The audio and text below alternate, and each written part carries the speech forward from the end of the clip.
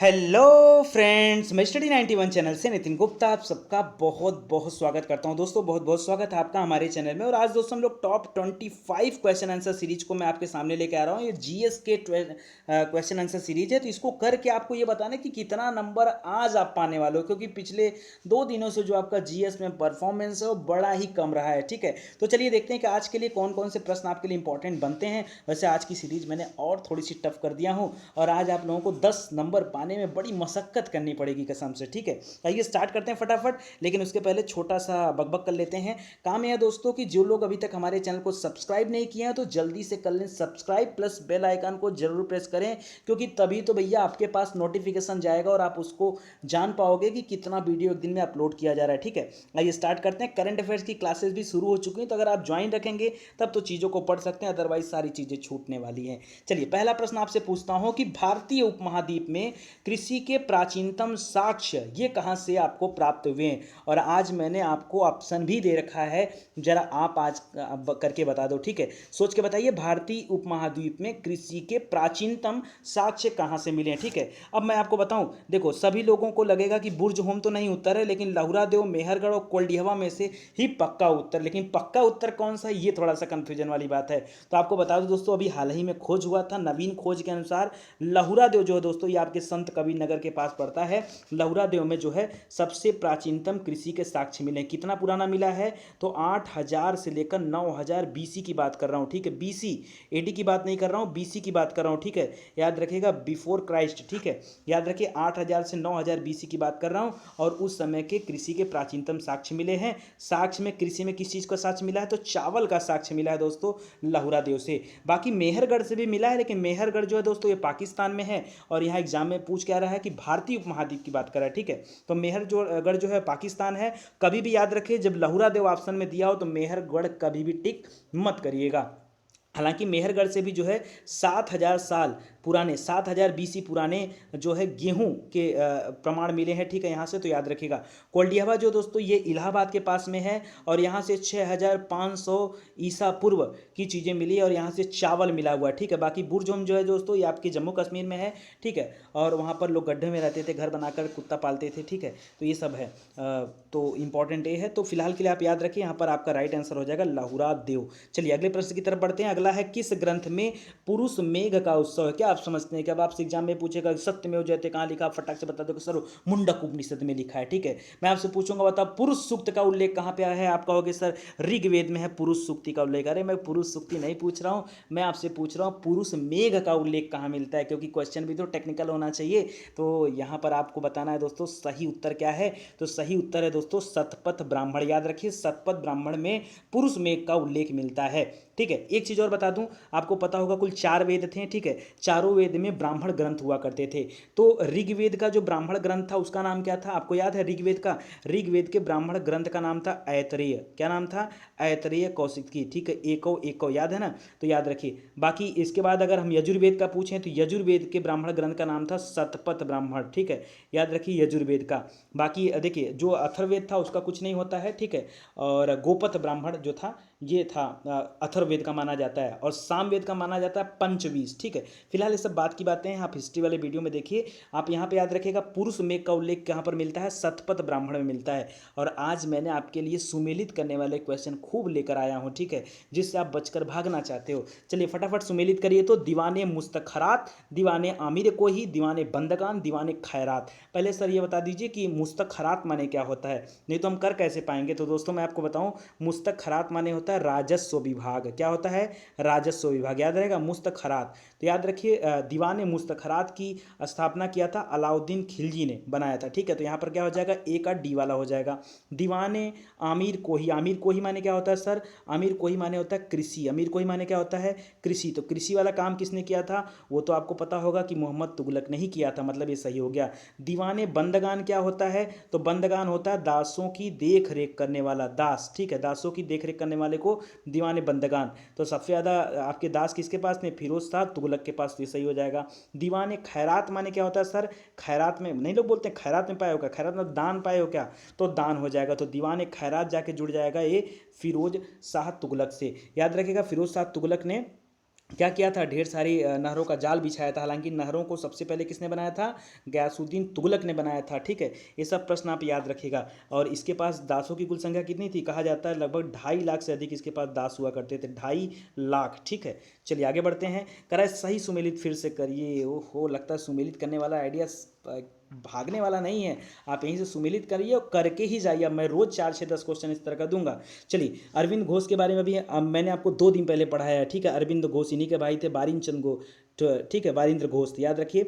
और अरविंद घोष ने रचना किया था वंदे मातरम का। ठीक है, मोस्ट इंपॉर्टेंट, तो वंदे मातरम हो जाएगा। बाकी ब्रह्म बांधव उपाध्याय, ठीक है, इन्होंने लिखा था संध्या। ये सब पत्रिकाओं के नाम है। ठीक है, संध्या पत्रिका किसने लॉन्च किया था, ब्रह्म बांधव उपाध्याय ने।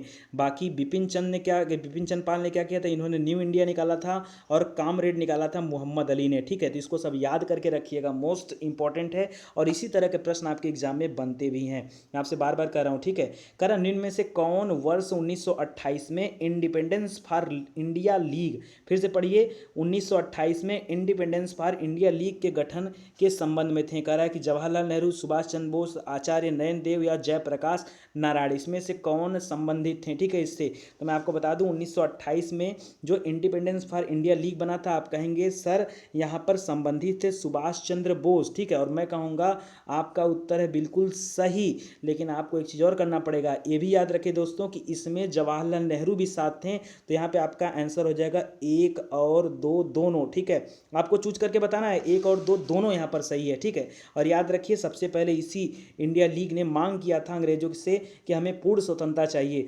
डोमिनियन स्टेट से आगे बढ़कर पूर्ण स्वतंत्रता की मांग सबसे पहले किसने रखा, तो इंडिपेंडेंस फॉर इंडिया लीग के गठन के बाद इसमें रखा गया था। ठीक है, अगला प्रश्न देखिए, करण निम्न में से कौन सा युग्म सही सुमेलित नहीं है, जो नहीं है उसको बता दीजिए आप। ठीक है, तो चलिए पढ़ते हैं। जमना लाल बजाज, दादा भाई नौरोजी, बाल गंगाधर तिलक और लाला लाजपत राय के बारे में आपको बहुत कुछ दिया है। ठीक है, कौन सा सही सुमेलित नहीं है, मतलब आपको यहाँ सुमेलित करना नहीं, बस खाली बताइए किसके सामने सही है नहीं है। तो जमना लाल बजाज, ठीक है, महात्मा गांधी जी अपना पुत्र मानते थे इनको। ठीक है, तो जमनालाल बजाज ये वर्धा का सत्याग्रह आश्रम से संबंधित है, बिल्कुल सही है। दादा भाई नौरोजी ने बम्बई एसोसिएशन बनाया था, ये भी सही है। ठीक है, दादा भाई नौरोजी बम्बई एसोसिएशन। ठीक है, इसके अलावा बाल गंगाधर तिलक ने सत्य शोधक समाज, बस यही गड़बड़ हो गया, सत्य शोधक समाज की स्थापना किया था ज्योतिबा फूले ने। किसने किया था, ज्योतिबा फूले ने किया था। ज्योतिबा फूले ने किया था, कब किया था दोस्तों, तो 1873 में किया था। ठीक है, और पेशे से ज्योतिबा फूले क्या थे, ये एक माली, ठीक, माली थे, याद रखिएगा। और बाकी लाला लाजपत राय ने लाहौर का राष्ट्रीय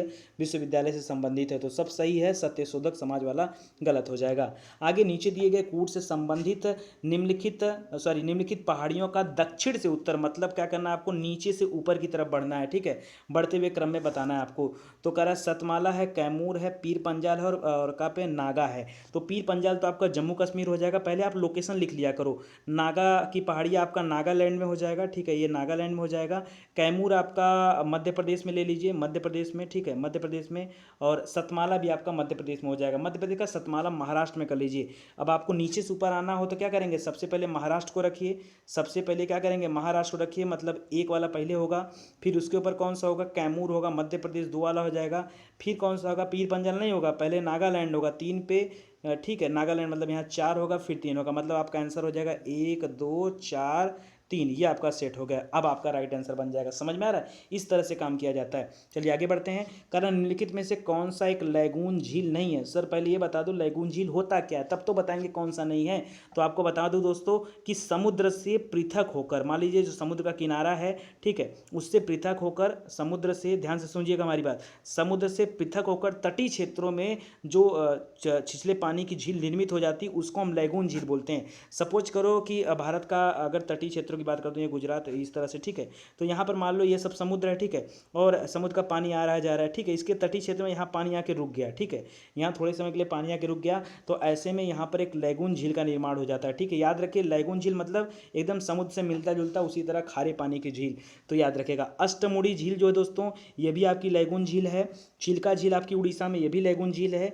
पेरियार झील नहीं भैया, पेरियार नदी है और पेरियार झील नहीं है। हाँ, पेरियार झील है लेकिन वो कृत्रिम झील है, वो कोई लैगून झील नहीं है। तो यहाँ पे जो आपका राइट आंसर हो जाएगा वो क्या हो जाएगा, पेरियार झील। और पेरियार आपका राष्ट्रीय उद्यान भी है, ठीक है। और कहाँ पर है, केरल में है। वहीं पर सबरीमाला मंदिर, अभी मैंने आपको करंट में पढ़ाया था, सबरीमाला मंदिर, ठीक है, जिसमें 35 लाख महिलाओं ने 620 किलोमीटर की लाइन बना करके, ठीक है, सबरीमाला मंदिर में प्रवेश को जायज़ ठहराया। और यहाँ पर सुप्रीम कोर्ट ने भी कहा था। उत्तरी सरकार तट जो है दोस्तों, ये उड़ीसा के तट को उत्तरी सरकार तट का नाम दिया जाता है, तो याद रखिएगा। आगे बढ़ते हैं। करा निम्नलिखित में से कौन सा सही सुमेलित है, नहीं है तो कर दीजिए, ठीक है। डोनेट्रस कुजनेट्स, कुजनेट्रस नहीं होता, कुजनेट्स होता है, ठीक है। लंकासायर और सार, ठीक है, ये आपको बताना है। तो बता दूं ये सभी कोयला क्षेत्रों का नाम है, ठीक है। और इसमें से सबसे फेमस कोयला क्षेत्र है दोस्तों कुजनेट्स, ठीक है। कुजनेट्स जो है दोस्तों, ये आपके रूस का सबसे बड़ा कोयला क्षेत्र माना जाता है, ठीक है। और लंकासायर जो है ये यूके का है, ठीक है, यूनाइटेड किंगडम का है लंकासायर, ठीक है, याद रहेगा, लंकासायर यूनाइटेड किंगडम का है। और सार जो है, सार कौन है, जर्मनी सार है, ठीक है। और डोनेट्रस जो है दोस्तों, ये यूक्रेन का है। और बहुत इंपॉर्टेंट है, ये एग्जाम में बहुत ज़्यादा आ चुका है, ना हो तो इस क्वेश्चन को आप अपने कॉपी पे नोट कर लो, सुबह सुबह रोज इस क्वेश्चन का दर्शन किया करो, क्योंकि आपके एग्जाम में पक्का क्वेश्चन आएगा, मोस्ट इंपॉर्टेंट क्वेश्चन है। आगे देखिए, निम्न में से कौन सा नवीनतम समझा जाता है, कौन सा नवीनतम मतलब कौन सा मानव के सबसे निकट समझा जाता है। वैसे तो अगर हम लोग अपनी बात करें तो हम लोग कौन से मानव हैं, हम लोग होमोसेपियंस हैं, क्या है, हम लोग होमोसेपियंस में आते हैं। और होमोसेपियंस के निकटतम कौन सा यहाँ पर मानव माना जाता है, हिडलबर्ग को माना जाता है, क्रोमैग्नन को, पिल्टाडान को, या नियंडरथन को, ठीक है। तो आपको ये बताना है। तो याद रखिए दोस्तों, यहाँ पर जो राइट आंसर हो जाएगा वो क्रोमैग्नन मानव। होमोसेपियंस के निकट मानव कौन माना जाता है, क्रोमैग्नियन को माना जाता है, ठीक है। ये होमोसेपियंस से ठीक पहले थे। अच्छा, एक चीज़ और बताओ दोस्तों, अभी क्रोमैग्नन मानव का जो है प्रमाण मिला है, और ये पता चला, ये प्रमाण मिला है फ्रांस से, एकदम नवीनतम खोज बता रहा हूँ आपको, फ्रांस से मिला है, ठीक है। और वहाँ पर एक घाटी है दोस्तों, डोर्डेन घाटी, वहाँ पर इसके अवशेष का पता चला है, और उससे पता चला है कि यह 40,000 वर्ष पूर्व तक ये क्रोमैग्नन मानव जो है अस्तित्व में थे। तो याद रखिएगा। आगे देखिए, डेलबर्जिया जाति निम्नलिखित में से किससे संबंधित है, डेलबर्जिया। अब काजू की जाति है, काफ़ी की जाति है, चाय की जाति है, शीशम की जाति है, डेलबर्जिया। तो आपको बता दूं ये शीशम की एक प्रजाति का नाम है, डेलबर्जिया इसका नाम है, ठीक है। वैसे अगर हम शीशम की बात करें दोस्तों, तो इसमें शीशम में लगभग 100 से लेकर के 600 तक की जातियाँ पाई जाती हैं। अब जैसे आपको बता दूं रोजवुड, रोजवुड नाम क्यों पड़ गया, रोज माने तो गुलाब होता है, तो एक ऐसा शीशम जिसमें से गुलाब की खुशबू आती है, रोजवुड, ठीक है। किंगवुड, ठीक है, ट्यूलिप वुड, मनी बुश, ये सब जो है प्रजातियां हैं। तो याद रखिए, उसी तरह से डेलबर्जिया भी कि किसकी प्रजाति है, तो ये भी शीशम की एक प्रजाति का नाम है, ठीक है। आगे देखिए, जापान के निम्नलिखित 4 द्वीपों को उत्तर से दक्षिण की तरफ, यानी ऊपर से नीचे की तरफ लगाइए, क्योंकि उत्तर ऊपर की तरफ होता है, ठीक है। तो जल्दी से लगा दीजिए। तो आपको बताऊं दोस्तों, होकाइडो सबसे ऊपर है, याद रखिएगा, मोस्ट इंपॉर्टेंट, ये भी आपके एग्जाम पॉइंट ऑफ व्यू से बहुत ज़्यादा आने का चांस है। होकाइडो सबसे ऊपर है, फिर होन्सू है। तो याद रखिएगा, हो, जैसे जब लड़ाई नहीं होने वाली जाती लोग बोलते हो, तो याद रखिए हो। तो होकाइडो, होन्सू, ठीक है। उसके बाद क्या है, सुकू, कुशु, तो याद रखिए हो कुसु। तो याद रखिएगा, सी को कु, और यहाँ पे क्या आ जाएगा, क्यू सू, ठीक है, सीकोकू क्यूसू। तो पहले 3 अक्षर का, फिर 2 अक्षर का, फिर 3 अक्षर का, फिर 2 अक्षर का, याद रहेगा आपको, किसी भी तरह करके इसको याद कर लीजिएगा, बहुत इंपॉर्टेंट है, ठीक है। चलिए आगे देखते हैं। कह रहा, भारत के संविधान में किस अनुच्छेद में करों को केंद्र सरकार द्वारा लगाया तथा एकत्रित किया जाता है, लेकिन केंद्र और राज्यों में बांट दिया जाता है। देखो, लगा कौन रहा है, केंद्र सरकार, कलेक्ट कौन कर रहा है, केंद्र सरकार, और बांटा कहा जा रहा है केंद्र और राज्य दोनों में, ठीक है। तो यही मैं आपको बताना चाह रहा हूँ, कौन सा अनुच्छेद ये कहता है। तो याद रखिएगा दोस्तों, अनुच्छेद 270 में बताया गया। अनुच्छेद 280 में क्या है, वित्त आयोग के बारे में बताया गया, और 270 में बताया गया है केंद्र और राज्य के बीच जो कर का बंटवारा, इसके बारे में। 370 तो दुनिया जानती है। अच्छा, इसमें याद रखिएगा, कृषि इनकम जो है, आपकी एग्रीकल्चर इनकम है, उसको छोड़ करके बाकी जो है वो सब जो है बांटा जाएगा, ठीक है। तो ये इंपॉर्टेंट है, ध्यान दीजिएगा। आगे, निम्नलिखित में से किस वाद में उच्चतम न्यायालय ने संविधान के मूल ढांचे का सिद्धांत प्रतिपादित किया था, ठीक है, कौन से में, गोलकनाथ के वाद में, या ए.के. गोपालन वाद में, केशवानंद भारती के वाद में, या फिर मेनका गांधी के वाद में। तो आपका राइट आंसर है दोस्तों, केशवानंद भारती मामले में। केशवानंद भारती बनाम केरल के बीच का मामला था, इसी में संविधान के दौरान देखने के दौरान उच्चतम न्यायालय जो है, सुप्रीम कोर्ट ने डिसीजन दिया था कि संविधान का मूल ढांचा क्या होना चाहिए, ठीक है, इसके बारे में बताया था। और याद रखिए दोस्तों, ये सबसे बड़ी जो आपकी कमेटी बैठी थी जजों की, 13 सदस्यीय कमेटी, वो इसी में बैठी थी, और ये मामला था 1973 का, ठीक है। अच्छा, मिनिमम कितने लोगों की कमेटी बैठ सकती है? मिनिमम का जो आंकड़ा है दोस्तों वो 5 है, यानी किसी इस तरह का मुद्दा हो, सामाजिक मुद्दा हो, तो कम से कम 5 सदस्यों की एक टीम बैठती है। तो इसको याद रखिएगा, राइट आंसर सी वाला हो जाएगा। आगे निम्न में से किसकी लोकसभा में केवल एक सीट है? बताइए, यहाँ पर लोकसभा में केवल एक सीट किसकी है? गोवा, मेघालय, नागालैंड, मणिपुर, दादर नगर हवेली, पुदुचेरी, अरुणाचल प्रदेश, सिक्किम, लक्षद्वीप, चंडीगढ़, सिक्किम, मिजोरम। तो याद रखिए दोस्तों, यहाँ पर जो चौथा आंसर है बिल्कुल सही है, चंडीगढ़, ठीक है। चंडीगढ़, हरियाणा, पंजाब एक साथ है ना, तो वहाँ पर चंडीगढ़ की केवल एक सीट है। सिक्किम भारत का सबसे छोटा राज्य है क्षेत्रफल दृष्टि से, यहाँ पर भी केवल एक सीट है। मिजोरम बहुत मजा ले रहा है, तो केवल एक ही सीट है, ठीक है। नागालैंड में भी याद रखिए एक ही सीट है, नागालैंड में भी क्या है? एक ही है, ठीक है। लेकिन मणिपुर में दो है, याद रखिए। नाग है तो एक है, और जिसके पास मणि उसके पास कितना है? 2 सीट है, याद रखिएगा। पुदुचेरी भी जो आपका है, ठीक है, संघ शासित, वो भी उसके पास भी केवल एक ही सीट है। और बाकी दादाजी अब इतने बुढ़े होंगे, केवल एक ही रुपया उनके पास बचा है। तो याद रखिए कुल 6 जगह ऐसे हैं जहाँ पर केवल एक सीट है लोकसभा में। कौन कहाँ कहाँ के? तो चंडीगढ़, पुदुचेरी, दादरा नगर हवेली, 3 तो ये हो गए आपके केंद्र शासित वाले। 3 ही राज्य हैं, एक सिक्किम है, मिजोरम है, नागालैंड है, ठीक है। अच्छा, 2 सीट वाले कहाँ कहाँ पर हैं? तो वहाँ पर आपका बन जाता है त्रिपुरा, ठीक है। त्रिपुरा याद रखिएगा, त्रिपुरा, मेघालय, मणिपुर, अरुणाचल प्रदेश। पूर्वोत्तर में 4 बचे भाई, 3 अगर यहाँ शामिल हो गए हैं, सिक्किम, मिजोरम, नागालैंड, तो त्रिपुरा, मेघालय, मणिपुर और अरुणाचल, यहाँ पे 2-2 सीट है। बाकी गोवा में भी 2 सीट है, ठीक है। तो इसको याद रखिएगा, 4 यहाँ हो जाएंगे। आगे देखिए, संविधानेतर का अर्थ क्या होता है? संविधानेतर अधिकार का मतलब क्या होता है? कह रहा है वह अधिकार जो संविधान की सीमा का अतिक्रमण कर दे। क्या मजाक करते भाई, अतिक्रमण कर देगा तो मतलब संविधान को मान ही नहीं रहा है, ये तो एकदम गलत ऑप्शन है। वह व्यक्ति जिसे संविधान के अंतर्गत असाधारण शक्ति प्राप्त हो, इतना पावर दे दिया जाएगा तो देश बेच देगा, ये भी गलत हो जाएगा। वह अधिकार जिसमें आपातकाल की घोषणा होने पर राज्य की समस्त शक्ति आपातकाल की घोषणा होने पर राज्य की समस्त शक्ति निहित हो। कहाँ निहित हो? क्वेश्चन ही पूरा नहीं यहाँ पर, ठीक है, याद रखिए। अच्छा, आगे कह रहा है कि वे अधिकार, ठीक है, वे अधिकार जिनका संविधान के प्रावधानों में वर्णन नहीं है तथा अन्य रूप से वर्णित होते हैं, ये बिल्कुल सही, उसको संविधानेतर बोलते हैं। याद रखिए, जिनका वर्णन संविधान में नहीं है। जैसे मैं आपसे पूछ दूं नीति आयोग के बारे में, ठीक है, या प्लानिंग कमीशन के बारे में बात कर रहे थे, ठीक है, इसके पहले प्लानिंग कमीशन था, तो प्लानिंग कमीशन का जिक्र कहीं हमारे संविधान में है? कोई अनुच्छेद उससे संबंधित है? नहीं है ना।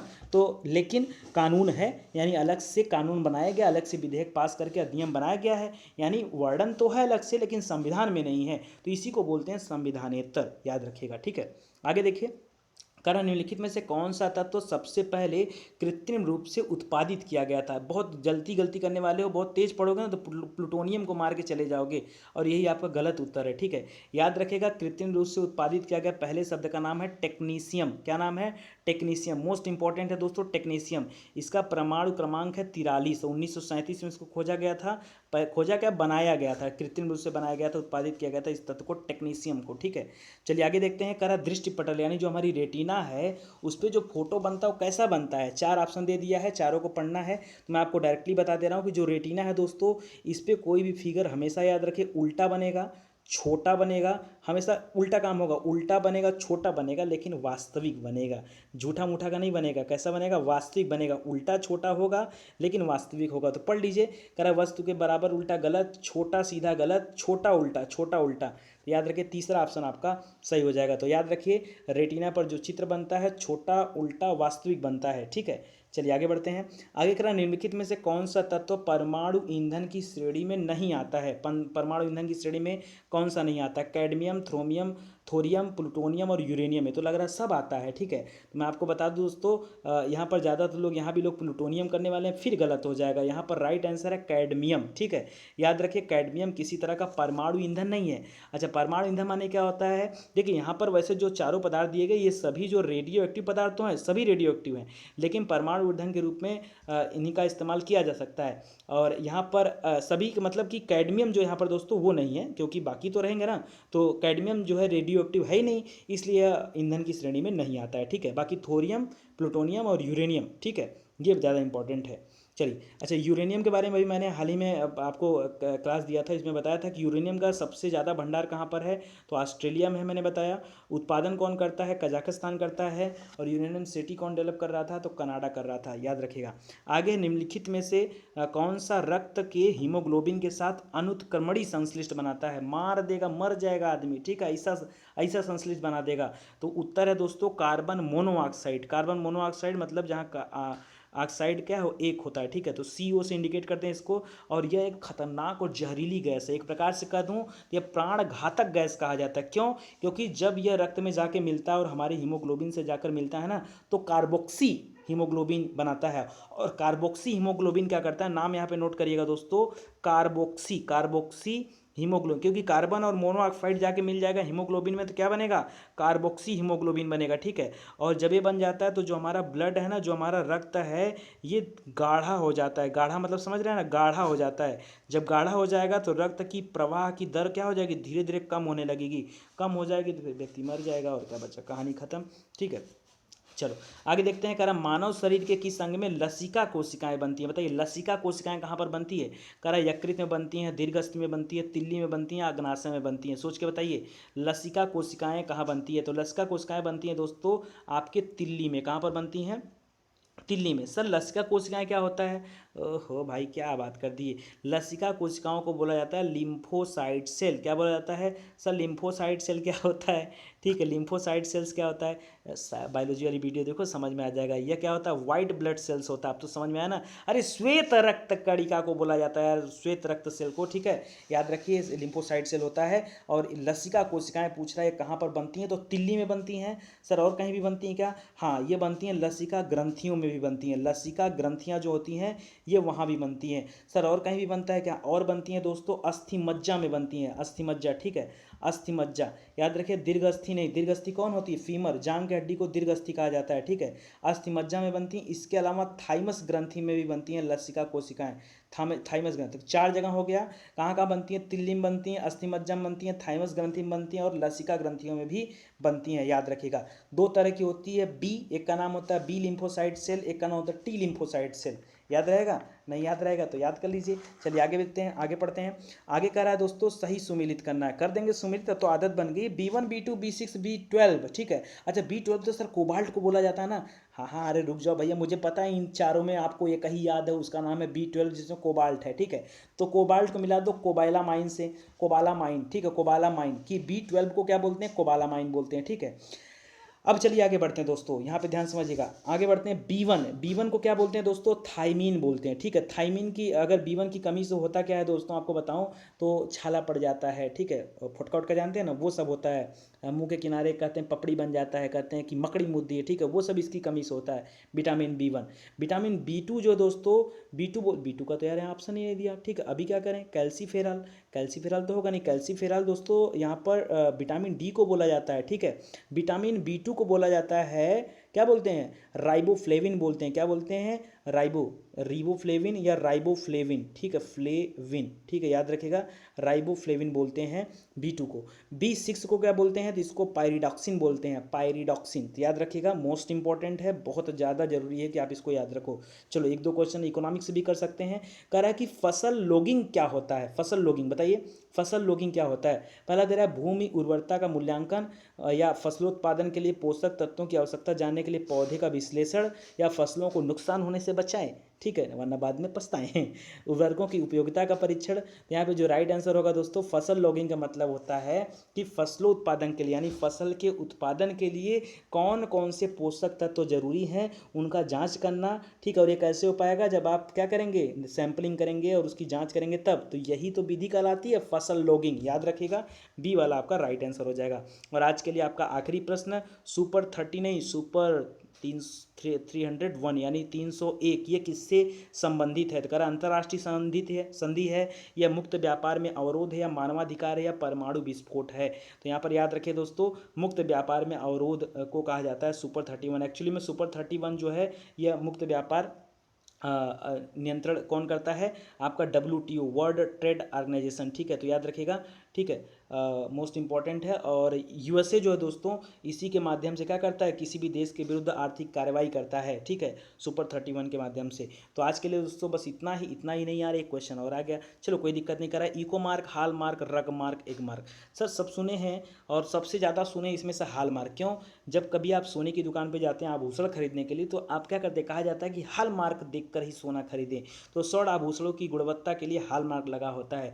इको मार्क जो होता है दोस्तों, eco eco eco environment and ecology, eco माने होता है पर्यावरण, ठीक है, याद रखिए, पर्यावरण की गुणवत्ता के लिए इको याद रखिएगा, ठीक है। बाकी एग मार्क जो होता है दोस्तों, एग एग माने एग्रीकल्चर, तो याद रखिएगा कृषि वस्तुओं के लिए एग मार्क। और रग मार्क जो होता है ये नया आपके लिए है, ये बाल श्रम प्रतिषेध के लिए। अच्छा, बाल श्रम के लिए कौन लड़ाई करता है बताइए, क्या किसका नाम आता है? बाल श्रम की जब बात आती है तो किसका नाम याद किया जाता है भारत से? अरे उनको नोबेल पुरस्कार भी मिल चुका है, कैलाश सत्यार्थी, याद रखिएगा, कैलाश सत्यार्थी को याद किया जाता है। अमर्त्य सेन को मत करिएगा, अमर्त्य सेन महान इकोनॉमिक्स हैं, ठीक है, वो अर्थशास्त्री हैं। कैलाश सत्यार्थी को याद रखिएगा बाल श्रम प्रतिषेध के लिए, मोस्ट इंपॉर्टेंट। तो आज के लिए दोस्तों बस इतना ही, उम्मीद करता हूँ कि आपको अच्छा लगा होगा आज की सीरीज। वैसे कितना नंबर पाएँ जरा कमेंट करके जरूर बताइएगा, ठीक है। और सीरीज अच्छी लगती है तो भाई कुछ लिखा करो नीचे यार, हमारे लिए सुनने का मन करता है, हमारा भी कभी खाली रहते हैं, सोचते हैं बच्चे कुछ लिखे होंगे, चलें पढ़ ले थोड़ा सा, उससे क्या होता है एनर्जी मिल जाती है, फिर लगता है चलो और काम करते हैं और बढ़िया बढ़िया क्वेश्चन ढूंढ के लाते हैं। तो अच्छा लगा तो बढ़िया है। और इसी तरह के देखिए प्रश्न एग्जाम में आते हैं, बहुत कमजोर प्रश्नों को अगर आप करेंगे ना तो कोई मतलब नहीं है, ठीक है। अब हल्का हल्का प्रश्न आपसे पूछो कि मध्य प्रदेश की राजधानी कहाँ पर, आप बताओगे खुशी खुशी सर भोपाल में है, खुश, अरे इतना तो सबको आता है। वो पढ़ो जो नहीं आता है, वो पढ़ो जो दूसरे नहीं पढ़ते हैं, तब तो कुछ लगेगा कि आप बेहतर पढ़ रहे हो, ठीक है। चलिए, तो जो लोग नए हैं उनके लिए कहना चाहूँगा कि आप हमारे प्लेलिस्ट में आइए भाई, और आपको जो विषय पढ़ना हो वो विषय आप पढ़िए, सब कुछ अवेलेबल है, चैप्टर वाइज लिखा हुआ है, चैप्टर वाइज पढ़ाया गया है। तो आइए तैयारी करिए। अब इतना देने के बाद भी अगर तैयारी नहीं हो पाती है तो जान लीजिए कभी तैयारी आपकी नहीं हो सकती। एक छोटा सा निवेदन कि एडवर्टीजमेंट आता है दोस्तों तो प्लीज़ उसको पूरा देखिएगा, उसको स्किप मत करिएगा, हाथ जोड़कर आपसे निवेदन है, ठीक है। चलिए, थैंक यू सो मच।